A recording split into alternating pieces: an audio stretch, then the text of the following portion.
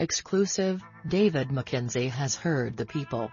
Coming away from the opening night TIFF premiere of his Netflix epic Outlaw King, the filmmaker has cut 20 minutes from the movie before its October 17 debut at the London Film Festival, spurred by the Toronto audience response. A passion project for the Hell or High Water Scottish director, Outlaw King tells the story about Scottish King Robert the Bruce, played by Chris Pine, re-teaming with Mackenzie post-Hoyu, William Wallace's successor, of Braveheart fame, who went from being the wealthiest man in the Highlands to being a murderer to being made king to being an outlaw to slowly winning back the crown. The pick takes place during the course of a riveting period of Bruce's life between 1304 to 1307, whereby he squared off with Edward I, the English sovereign, and unified a splintered Scotland.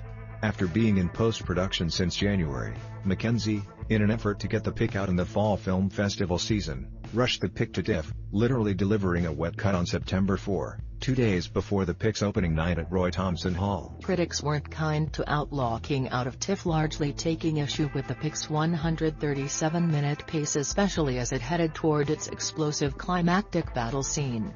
Mackenzie didn't need to read those reviews to know what the overall response was to Outlaw King. "I could feel what the audience was like in the theater," says the filmmaker about their discomfort. "I'm sensitive to the way they felt in regards to recutting Outlaw King, which streams on Netflix and has a qualifying awards theatrical run on November 9, Mackenzie says. "It was entirely my decision." The day after the TIFF premiere, Mackenzie, along with one of the pick's producers, Gillian Barry, notified the Netflix production exec on the film, Sarah Bowen, they were taking Outlaw King back to the editing bay.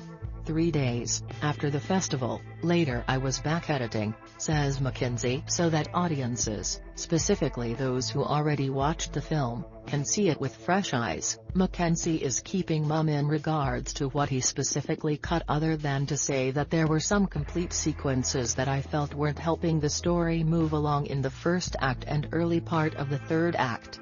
Some minor characters fell by the wayside, but none of which played a significant part in the feature. The end result is a cut at around 117 minutes, which the director feels moves the movie along.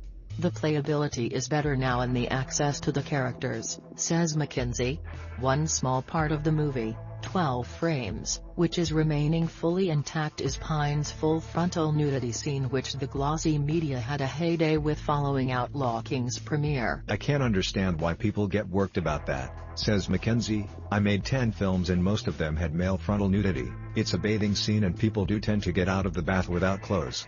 Squeezing Robert the Bruce's life into a theatrical narrative had its challenges. The script, co-written by Mark Bumbach, Bathsheba Duran, David Harrowar, James McInnes, and Mackenzie. The filmmaker shot the pick from the end of August through November last year using 3 to 4 cameras. His initial cut of the film was around 4 hours. "I'm sure if I had the appetite, I could do a 3-part miniseries as there's lots of characters, lots of history, but the name of the game is to make an entertaining narrative-driven film with great performances. You have to whittle down. It's a hard game, especially when there's so much history to put in," says the director. Mackenzie's Western Hell or High Water didn't undergo any changes after making a splash at Cannes in 2016, but if changes were needed, I would have certainly done them if I felt things were not quite working. "The thing about that film is that we finished it 3 months before Cannes and there was time for the dust to settle. With Outlaw King we didn't have time to settle as we wanted to get into the fall festivals," says the filmmaker. Hell or High Water from CBS/Lionsgate went on to be nominated for 3 Golden Globes, Drama, Jeff Bridges Supporting Actor and Taylor Sheridan's Screenplay, as well as 4 Oscars noms, Best Picture, Editing, Bridges and Supporting and Screenplay. A film being recut following a major global film festival premiere isn't uncommon, and such platforms are often used for testing. Quentin Tarantino's Inglourious Basterds made its world premiere at Cannes in 2009, with the director adding one sequence he shot prior to its August theatrical release. After Sheridan's Wind River made a world premiere at Sundance in January 2017, he trimmed 4 minutes from it prior to Cannes last year and won Best Director in uncertain regard for his final version, with the pick becoming one of the highest-grossing prestige film releases with $33.08 stateside. Says Mackenzie about the new cut of Outlaw King, "It's worth another look, and I encourage critics who saw it and didn't connect with it to see it again.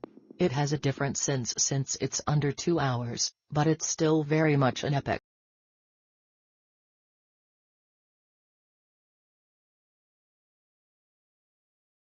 What do you think about it? Share your opinion in the comments below the video. And also subscribe to the channel not to miss new, interesting videos.